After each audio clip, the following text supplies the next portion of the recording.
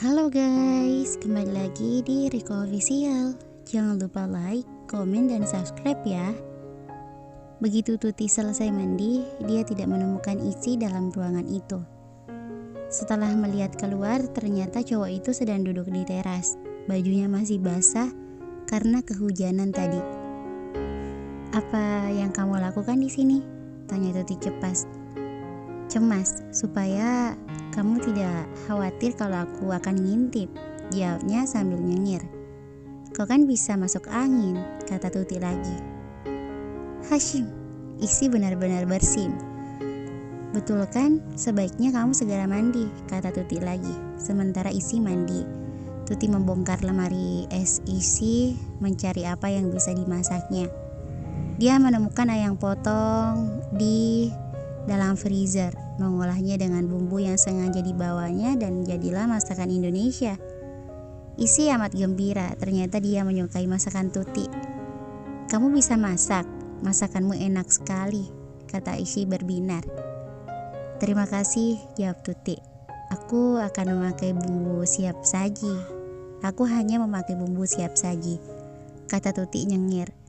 Setelah selesai makan, Isi berkata, "Apa kamu tak ingin menjelaskan masalah kalian sekarang? Permasalahan tak baik berlarut-larut. Lebih baik kamu mengetahui yang sebenarnya daripada hanya menduga-duga seperti ini," nasihat Isi. Tuti tidak menjawab. Dia terlalu takut jika Said benar-benar berpaling darinya. "Aku juga pernah menyesal gara-gara tak menyampaikan isi hatiku. Waktu itu aku masih SMA dan berteman akrab dengan seorang gadis. Kami selalu pergi bersama sampai aku jatuh cinta padanya. Tapi aku takut menyatakan perasaanku, takut kalau dinding persahabatan kami akan runtuh. Semakin lama rasa itu semakin besar, semakin berat, hingga suatu hari aku mengumpulkan keberanian untuk menyatakan perasaanku. Waktu aku akan mengatakan sesuatu, dia juga hendak mengatakan sesuatu. "Kamu duluan," kata gadis itu padaku. "Kamu saja yang duluan," jawabku.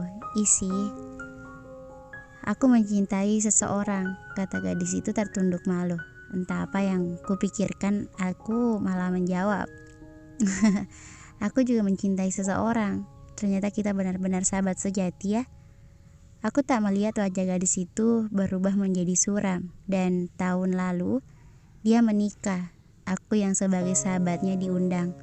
Hal yang membuat hatiku hancur saat itu adalah saat mendengar teman gadis itu bercerita dengan orang lain bahwa orang yang disukai oleh gadis itu dulunya adalah aku.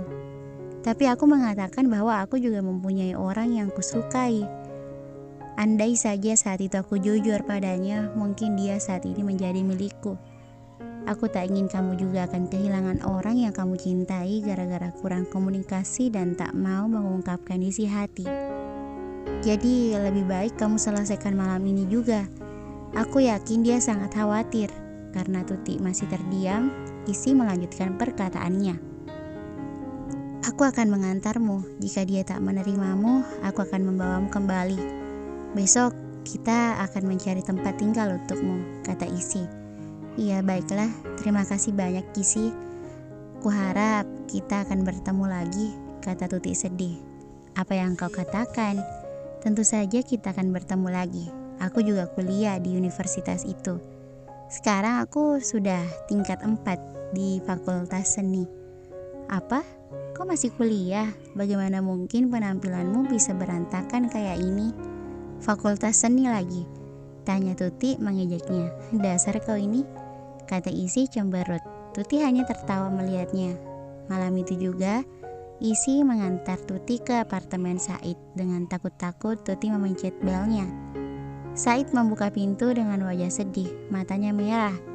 Begitu melihat orang yang datang adalah Tuti, dia langsung tersenyum gembira dan dengan segera merangkul kekasihnya itu. Karena tabok itu urusan kedua. Yang penting sekarang dia sangat bahagia. Tuti sempat kaget Said memeluknya dan memang hampir mendorongnya. Tapi saat dia mendengar Said sedikit terisak, dia malah membelai punggung Said, seolah-olah menenangkan cowok itu. Melihat itu, Isi merasa lega dan berkata, "Baiklah, aku pulang dulu. Tuti baru sadar bahwa masih ada Isi di sana. "Isi, terima kasih banyak," kata Tuti. Said sedikit heran, lalu Tuti menceritakan semuanya tentang Isi. Sampai Isi yang membujuknya untuk menemui Said. "Terima kasih banyak," kata Said tulus. "Sama-sama," jawabnya lagi. Isi pergi dengan perasaan sedikit kecewa. Dia berharap Tuti bisa menjadi cinta berikutnya, tapi dia lebih memilih gadis itu bersama orang yang dicintainya. Sepertinya aku masih belum bisa menemukan penggantimu," gumamnya sambil berjalan meninggalkan apartemen itu. "Apa benar ada ruangan kosong yang bisa aku sewa di sebelah?" tanya Tuti. "Ada, tapi besok saja ya, sudah terlalu malam," jawab Said. "Lantas bagaimana denganku?" tanya Tuti cemas. "Kamu di sini saja, aku sangat rindu," jawab Said. Mendengar itu, wajah Tuti berubah cemas. "Kau jangan mikir macam-macam, aku tak akan melakukan hal aneh padamu," kata Said kesal. Said menceritakan tentang Reka pada Tuti dan alasannya kenapa dia tidak memberitahu Tuti, karena dia tak ingin Tuti menjadi khawatir. Dia juga mengatakan bahwa Reka juga mengetahui hubungan mereka. "Lain kali jangan membuatku khawatir lagi," kata Tuti. "Kamu juga lain kali jangan pergi tanpa mendengarkan penjelasanku," kata Said menatapnya dengan lembut. Saat ini hatinya tak tahan untuk tidak mencium gadisnya itu. Tanpa permisi dia mendaratkan ciumannya di bibir Tuti. Sebuah tonjokan melayang ke pipinya. "Aku akan ingat ini seumur hidupku. Kau memukulku saat aku memberikan ciuman pertamaku padamu," kata Said sedih sambil memegang pipinya. "Maaf, refleks," jawab Tuti nyengir. Malam ini Tuti terpaksa tidur di tempat Said. Said sangat ikhlas meskipun dia tidur hanya beralaskan karpet yang tidak begitu tebal, karena kasihan.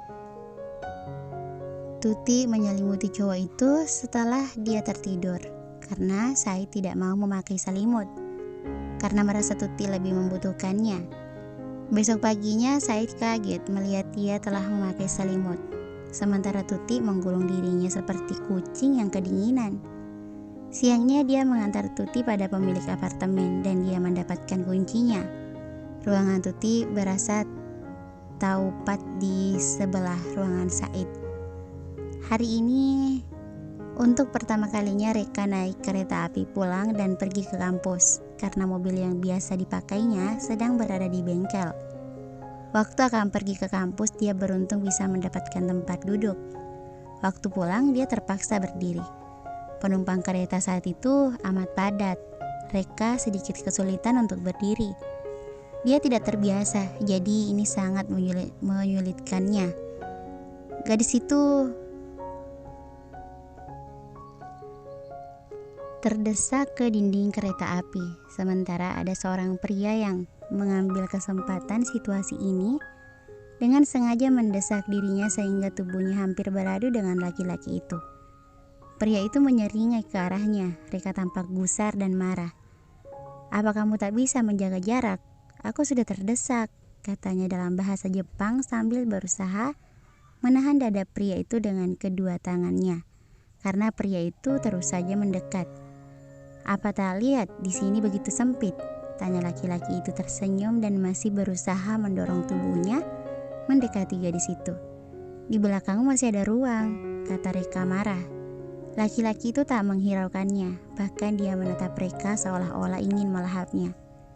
Gadis itu ketakutan melihat itu. Seorang laki-laki lain mendekatinya berkata pada Reka, "Adik, apa dia mengganggumu?" tanya pria itu. "Iya," jawab Reka gugup karena tampang cowok yang memanggilnya adik amat sangar dengan wajah yang berantakan. "Pergi kau, dia adikku," kata pria itu. Laki-laki mesum tadi takut dan beranjak pergi. Tiba-tiba karena kereta api berhenti sehingga pria tadi hampir menabrak Reka. Untung saja dia segera menahan tangannya ke dinding sehingga gadis itu berada dalam gungkungan tubuhnya tanpa tersentuh. Para penumpang keluar berdesakan. Laki-laki itu melindungi Reka agar tidak terkena gelombang manusia yang berebut untuk keluar. Reka terdiam. Ternyata pria berantakan itu amat menghargainya.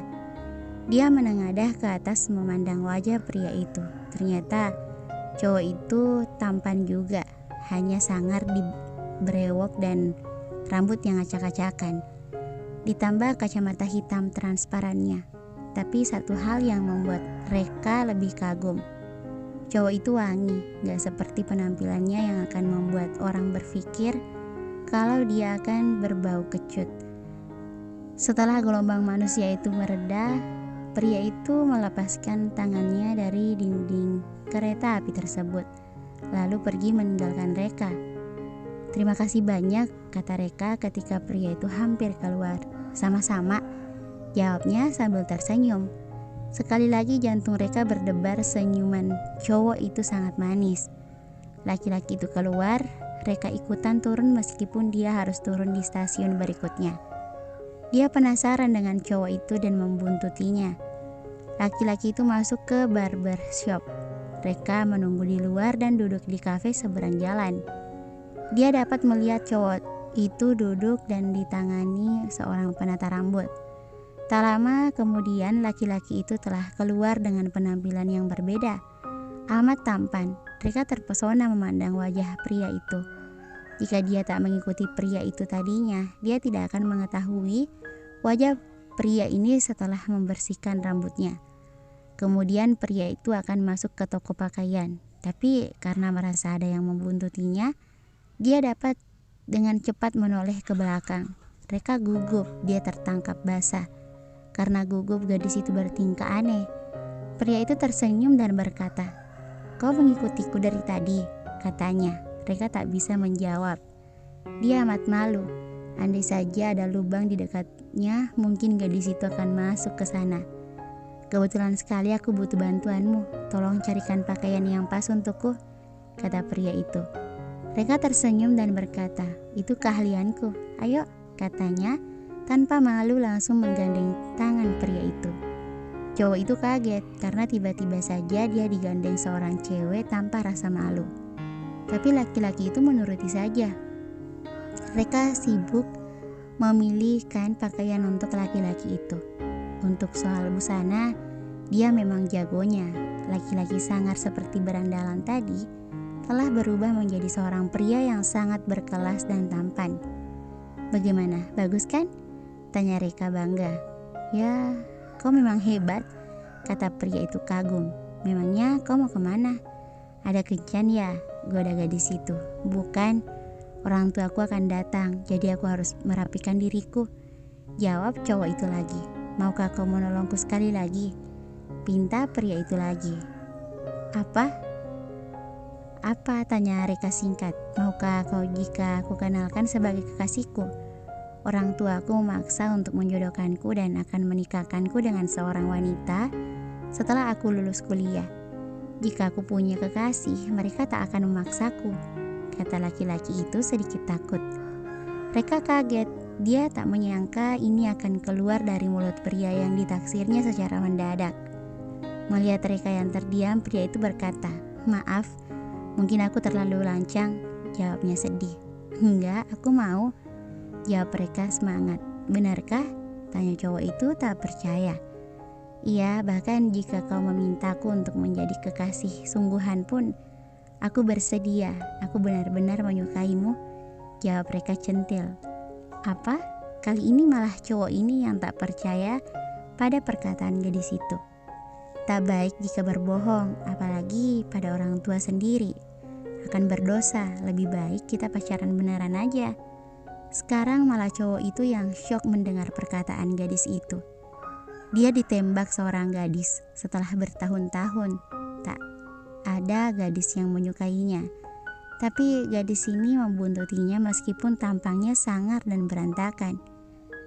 "Bagaimana mungkin kau bahkan belum tahu namaku?" tanya cowok itu ragu. "Aku rela," kata Reka sambil mengulurkan tangannya. "Namaku Isi," jawab pemuda itu. Isi benar-benar membawa Reka menemui orang tuanya. Orang tua Isi amat senang melihat kekasih putranya amat cantik. Awalnya Mereka mengira putranya tidak normal karena tidak pernah membawa seorang gadis pun setelah lulus SMA. Jadi mereka terpaksa mencarikan jodoh untuk putranya ini. Sekarang mereka sudah merasa lega dan mulai hari ini mereka terpaksa pacaran dengan ikhlas. Bersambung. Thank you for watching.